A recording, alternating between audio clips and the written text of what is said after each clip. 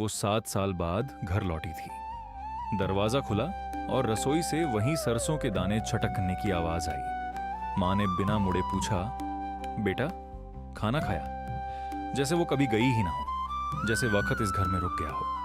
अगली दोपहर माँ ने कहा, चल वो पुरानी लकड़ी की अलमारी साफ करते हैं। कमरे में पंखा धीरे चल रहा था। खिड़की से आम के पेड़ की छांव अंदर आ रही थी। माँ की उंगलियां कांपती थीं अब, पर उन्हीं हाथों ने अलमारी का पीतल का हैंडल खोला। अंदर पुरानी साड़ियों की तह के नीचे एक टीन का ट्रंक रखा था, झंग लगा हुआ। बेटी ने पूछा, माँ ये क्या है? माँ हंसी, बोली, कुछ नहीं बेटा, पुरानी बातें हैं। बेटी ने ट्रंक नीचे उतारा, ढक्कन खोला। अंदर पीले पड़ चुके कागज, कुछ चिट्ठियां और एक धुंधली तस्वीर रखी थी। बेटी ने पहला कागज उठाया। एक स्कॉलरशिप का लेटर था, लंदन का, माँ के नाम पर, साल उसके पैदा होने का साल। दूसरा कागज एक नौकरी का ऑफर, जिस पर माँ ने अपनी हैंडराइटिंग में लिखा था, बच्चे छोटे हैं अभी नहीं। फिर एक चिट्ठी माँ की बचपन की सहेली शांता की, जिसका जवाब माँ ने कभी नहीं भेजा। एक टेलीग्राम नाना के गुजरने का। उस दिन बेटी को बुखार था, माँ नहीं जा पाई थी। और सबसे नीचे एक छोटी सी डायरी, जिसमें हर महीने थोड़े थोड़े पैसे जोड़े गए थे, एक साड़ी के लिए जो कभी खरीदी नहीं गई।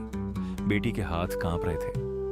उसने माँ की तरफ देखा, आंसू टपक रहे थे। उसने पूछा, माँ आपने ये सब किसी को क्यों नहीं बताया?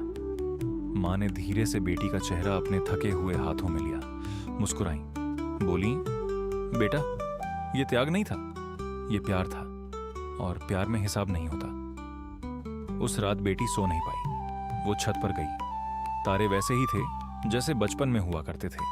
उसे याद आया, जब वो बीमार होती थी, माँ रात भर उसके सिरहाने बैठी रहती थी। जब उसे विदेश जाना था, माँ ने अपने सोने की चूड़ियां बेच दी थी और किसी को बताया नहीं। जब वो फोन पर रोती थी, माँ कहती थी, सब ठीक है बेटा, तू अपना ख्याल रख। माँ ने कभी अपने बारे में बात नहीं की, एक बार भी नहीं। बेटी को समझ आया, माँ इस घर की नींव इसलिए नहीं है कि उन्होंने त्याग किया। माँ नींव इसलिए हैं क्योंकि उन्होंने हर रोज बिना किसी के कहे, बिना किसी से उम्मीद किए, अपने आप से पहले प्यार को चुना।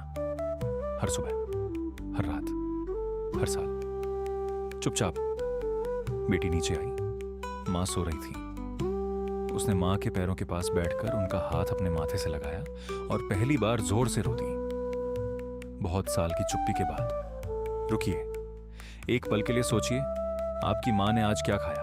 उन्हें क्या चाहिए? आखिरी बार आपने कब पूछा था? आज, बस आज एक काम कीजिए, फोन उठाइए, माँ को फोन कीजिए और पूछिए, माँ आपको क्या चाहिए? शायद जिंदगी में पहली बार उन्होंने पूरी उम्र पूछा है, तूने खाना खाया? आज आप पूछिए। अगर इस कहानी ने आपके दिल को छुआ है तो चैनल को सब्सक्राइब करें, बेल आइकन दबाइए और इसे उस इंसान को भेजें जिसके बारे में आप अभी सोच रहे हैं, क्योंकि कुछ रिश्ते कभी पुराने नहीं होते,